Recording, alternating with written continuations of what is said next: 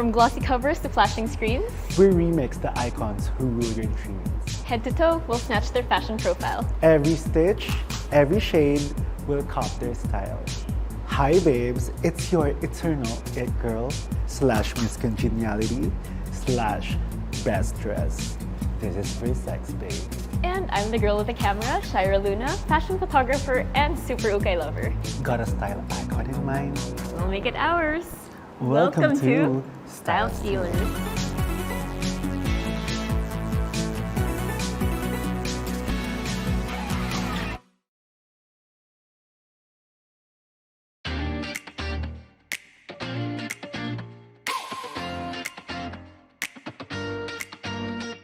Hi, I love your look today. Mew mew. Mew mew girl. Meow meow meow. I'm so excited for today, but Yes. first of all, I think we need to introduce ourselves to our audience. Hi, I'm Versex, baby. And I'm Shaira, and we are your hosts for Style Stealers, and we are going to be snatching, remixing, and recreating the styles of our favorite celebrity icons. And speaking of icons, siguro let's go a little younger this Yes. time. When we think of someone the kids really look up to in terms of talent, Pinoy pride. and in the OPM scene, Yes. and in fashion especially, ang unang may isip natin, syempre si Maloi. Correct.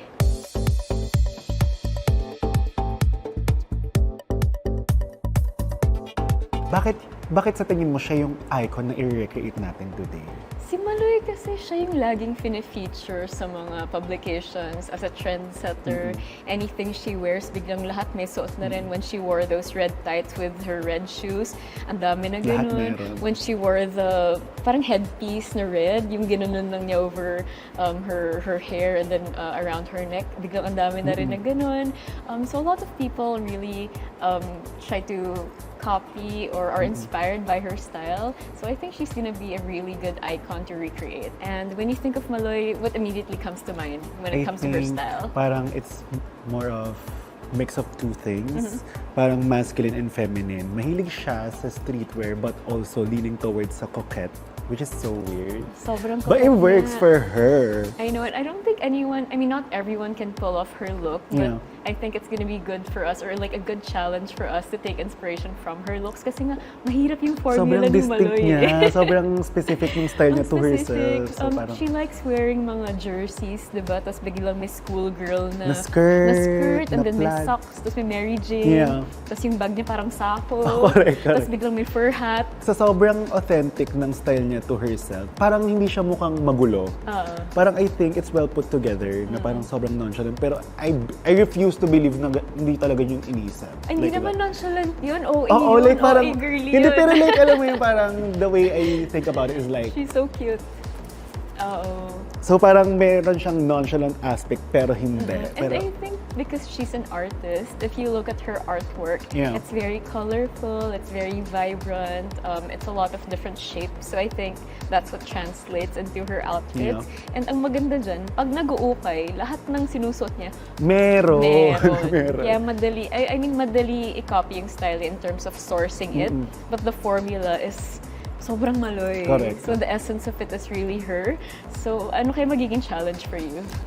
I think, ang maging challenge for me is kung paano ko pag ibabagay nga yung two things na yun. Kasi medyo ang hirap niya eh.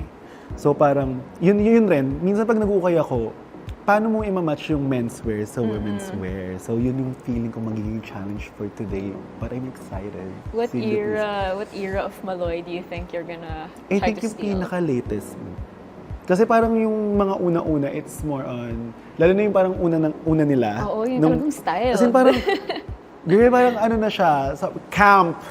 Parang hindi, kailangan natin ibagay sa everyday life. So yun yung atake na naiisip ko today. Ako naman, I've done a few TikToks where I try to copy her outfits using ukay clothes. Yeah. And yun nga, parang if you look at specific looks and you try to copy it piece by piece, sobrang kaya siya sa ukay. So I think this time with Maloi, pwede siyang piece per piece gayahin. Kasi nga, madali i-source. And since mahirap yung formula, may kondik ko ka na kumbaga when you look at her photos. So, ang challenge naman for me, ayun nga rin, yung making it look not camp. Kasi ayun nga, streamlined ako magbihis, hindi ako super adventurous. So, I think I'm gonna try to mix prints and that's gonna be a challenge. Pero if we pull this off, ang saya natin, for Gosh, sure. I'm excited. I'm so excited to steal her style.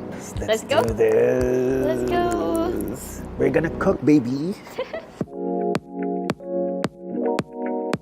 So, technically, my idea for Maloi is parang gusto ko lang trendy kasi yung na-realize ko sa fashion niya is very trend-oriented. Tapos parang medyo leaning towards sa Vietnamese fashion. So, maghanap tayo ng medyo Vietnamese na streetwear-ish na girly pop yung atake niya. When it comes to Maloi, I immediately think of the colors yellow or red. Yellow because it's her favorite color, and red, feeling ko yun yung lagi niyang pang-accent na color. So if you remember her bayonetas, and then the headpiece she wore, the knitted headpiece, and then her red stockings, and then she also has red ballet flats. So it's a lot of red and yellow when I think of Maloi. Kunin ko na lang lahat ng flood. That's the plan. Tapos, pili na lang from there. This one? May nakita din akong cherry dito eh. So, mahilig din siya mag-accent with cherries. Parang, ito ba yun? Anyway, I can also do a skirt over pants. Parang that's something she's known to do. Tapos mahilig din siya mag-sneakers, ballet flats. So if I were to define Maloi core, it would be ukay core, ballet core, and cute core all in one. So try natin yun. Pero gusto ko pa rin mag-layer underneath para mas Maloi.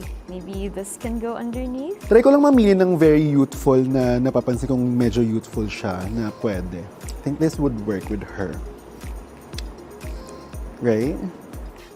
So we have this. Pero feeling ko hindi niya ito susuotin on its own. Like, lagi siyang may special something to make it different. She either adds, like, ribbons or lace, mga small details talaga, mga anik-anik. Mahilig siya sa mga anik-anik. I also feel like her style is always referencing the early 2000s or Japanese fashion. Tsaka si Maloi sobrang ukay core. So, in a sense, madali siyang gawin, pero mahirap din siyang gawin. Yeah, I think this is the one. Tapos, yeah, I think this will work.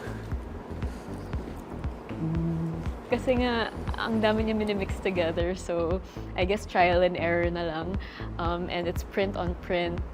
It's big shirts with big skirts. It's always a contrast of something. So, hindi ko alam kung madadalian ako o mahihirapan gawin yung outfit ni Maloi.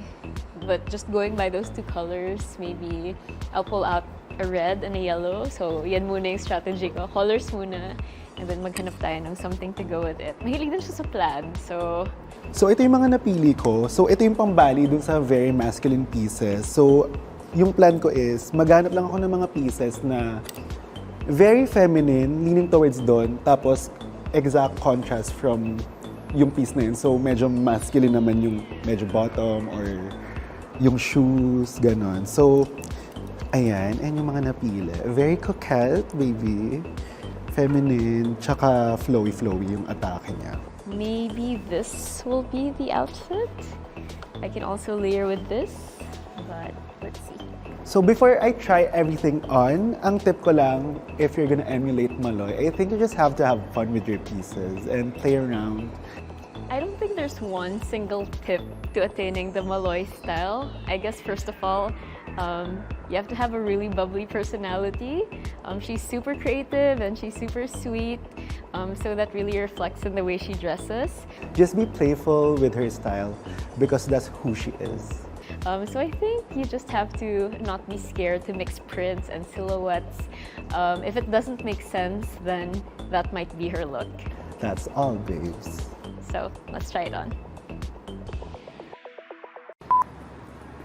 Ito? Oh, hey there, misteriosa. Well,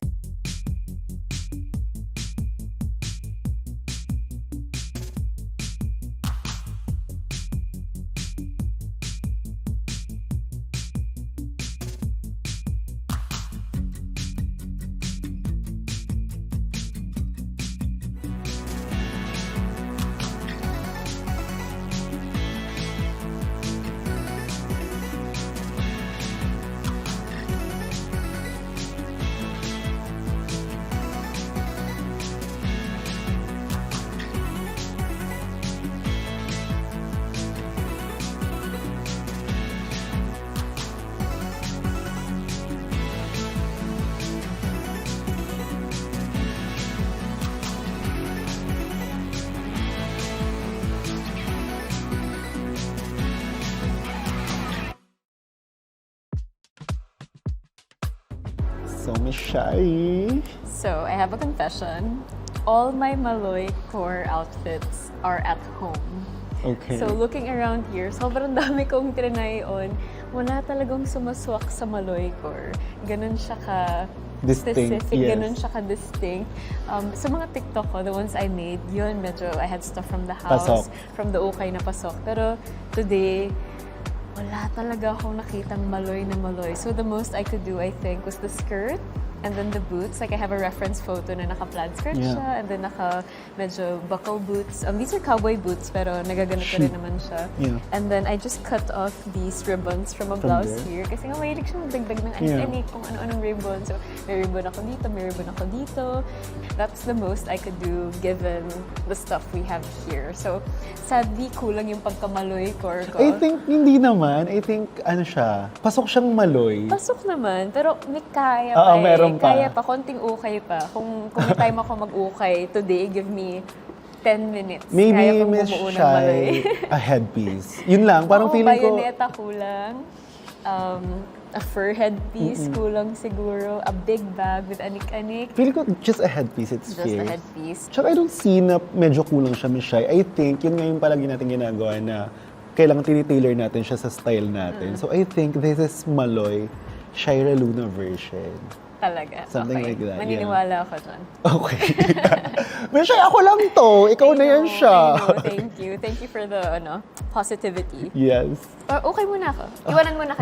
GTG. Got to go, Bibili girl. muna ako. Pero yun, I think with the limited time and the stuff we have here, this is the most I could do. Okay naman, cute naman. I would still wear it in real life. What about you? Ako naman, these are my pieces. I'm sorry. It's kind of rigged, Miss Shai. So, sabi ko kanina na parang medyo napansin ko sa kanya, yung fashion niya is very naglilin towards sa parang Vietnamese fashion. Kasi medyo nire-research ko din yung mga different kinds of fashion sa Asia. So, ayun. So, ito naman, medyo accessible naman siya kahit galing siyang Vietnam kasi pwede mo siya mabili sa Orange app. Okay. Tapos, same with the pants. Ayun, parang gusto ko lang mag-mix ng very masculine pieces with very feminine ones, especially sa accessories din. So parang doon ako bumali na medyo edgy siya in a way. I can see na itong whole look is very in right now. Medyo uso siya. So sana hindi siya maging fad. Fingers crossed. That's what I came up with, guys. Super nothing wrong with trends, especially if you're just starting to explore your Yeah. style, or if you really don't know what you want to look like or what you want to wear. Like trends are the easiest way to do Yeah. things. And then once you, I guess, know the trends, and then that's when you can break out Yeah, of them. I'm so over it. Hey, I think we still had a great time channeling Maloi and making our own lucky statements. And I think today just proves that fashion is always a journey worth taking. Maybe that's the cherry on top. Hey, that's the cherry on top. Thanks for riding along with us, and we'll see you next time on Style Stealers. Stealers. Bye!